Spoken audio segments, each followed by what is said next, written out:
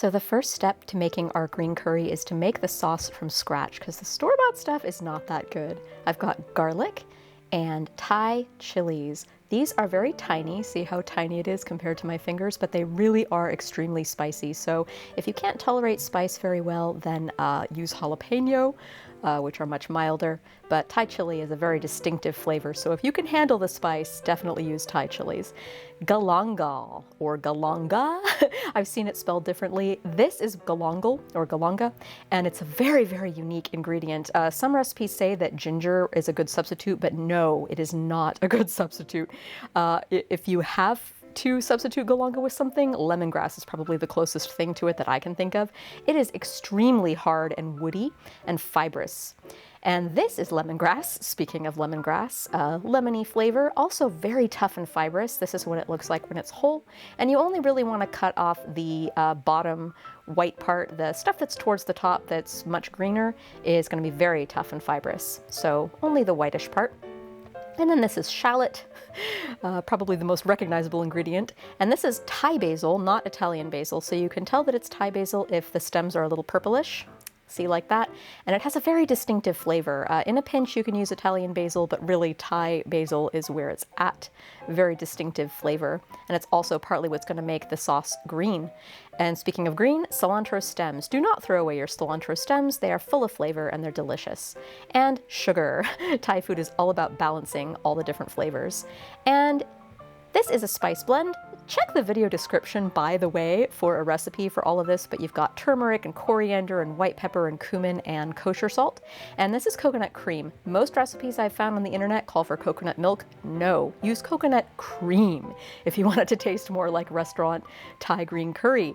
Coconut milk makes it just too watery, but cream, so much better and definitely worth the calories. And fish sauce. This is quintessential in all Thai cuisine, and it is the only thing in this dish that makes it not vegan. So if you're vegan, leave out the fish sauce. And there's tofu. Again, you can use any protein you want, but I like tofu. Snow peas because they're green and they're delicious. This is a Filipino eggplant. Thai eggplants are better. They're little round and green, but Filipino eggplant. Little sweet peppers and king oyster mushroom. Use any veggies you want, but these are the ones I like. And food processor to pulverize the paste. So I got all of my paste ingredients, minus the herbs, in the food processor. And you're going to want to pulse this and puree this for a good 3 to 5 minutes. You do not want it to be gritty. You want it to be as smooth and as paste-like as possible. So at the start, you're going to make some progress, but it's still in pretty big chunks. It's still pretty fibrous. It's not really green at all. Again, the green comes from the herbs, not the Thai chilies. And yeah, you're going to want to pulverize this a lot more than that, scraping down the food processor as you go, and adding water as needed. Err on the side of less water and just add more and more as you need it to help everything puree.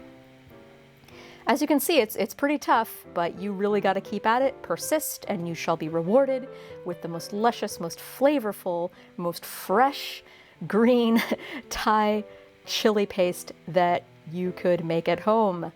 Much better than store-bought. The Thai basil and the cilantro, the herbage, and this is what's really going to make it green and give it a really lovely flavor too, of course. If you're one of those poor people who can't eat cilantro, you could leave it out. I think the Thai basil is a lot more important to this paste than the cilantro. And at this point, I forgot to add the fish sauce, so I'm adding it in now. If you like the more pungent aroma of fish sauce, add that towards the end of the curry sauce cooking process. But if you're like me and you don't want it as pungent, you can add it into the actual paste itself and then let it cook out a lot longer, and it's not going to be as fishy. And if you're not using the Thai fish sauce at all, then just leave it out. And as you can see, the more you process it, the more paste-like it's going to get and the greener it's going to get. But there's still chunks in here, so we're gonna keep pureeing it. Don't give up, all right? Just keep pureeing until you are blessed with a beautiful paste that is more homogeneous and green. So I got some coconut oil. You can use any oil you want, but I like just, reinforcing the coconut by adding coconut oil to a little saucepan. It's like a medium-sized saucepan. And look at that sizzle. Yeah. You just want to add that paste and cook it just a little bit in the oil. You don't want to cook it too long in the oil. And I'm adding the spices here. The turmeric actually contributes a lot to the greenness. I know that sounds strange, but because turmeric's yellow, it really helps. Those are Kaffir lime leaves. Some paste recipes require pureeing the lime leaves, but I find they don't puree well, so I add them like bay leaves. And look at that beautiful swirl of that coconut cream. Ah, just let us appreciate it. So you want to simmer this sauce gently for 20 minutes, and while your sauce is simmering, you want to prep your veggies. So these veggies that I have take about 10 minutes total to cook, so I'm using the 10 minutes for the first half of the sauce cooking process to prep the veggies, and then I'll use the second 10 minutes of the sauce cooking process to saute the veggies in a separate pan. So this is just the oyster mushroom. I'm tearing it into shreds, so it kind of resembles shredded chicken when you do that. Peppers I'm just cutting into, bite-sized chunks. They're gonna be nice little pops of red in the green curry. It's gonna be neat. And eggplant just into bite-sized pieces. Again, Thai eggplant would be so much better, but the store had really gross looking Thai eggplants. They had mold.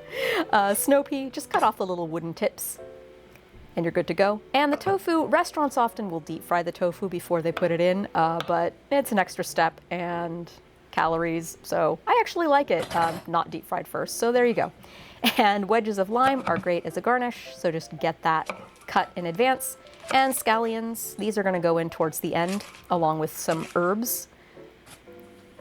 And at this point, I remembered that I'd forgotten to add the sugar to my curry paste. That's okay, I just add it right here.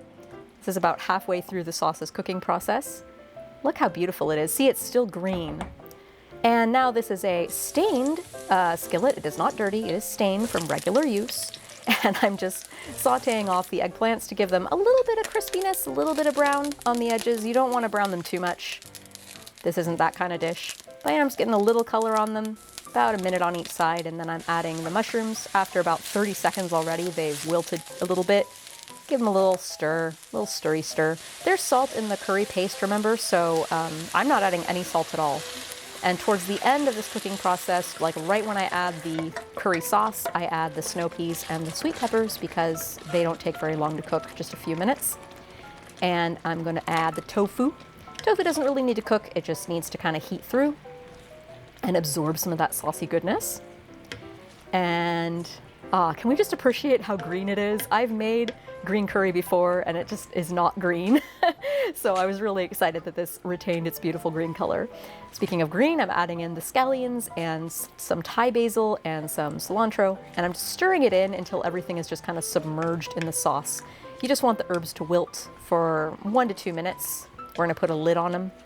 Meanwhile, this is some beautiful homemade Thai iced tea. If I don't already have a video up on how to make restaurant-style Thai iced tea at home, I will soon. And this is some jasmine rice. The pot that I cooked it in, I had turmeric rice in before, so that's why it's ever so slightly yellow on the edges, but it's just jasmine rice. And add those lime wedges and garnish with some fresh cilantro and Thai basil. And behold, its beautiful green Thai curry goodness. This is one of my favorite dishes of all time. Not just one of my favorite Thai dishes or one of my favorite curries, but one of my favorite dishes of all time. So I really hope that you all try this soon.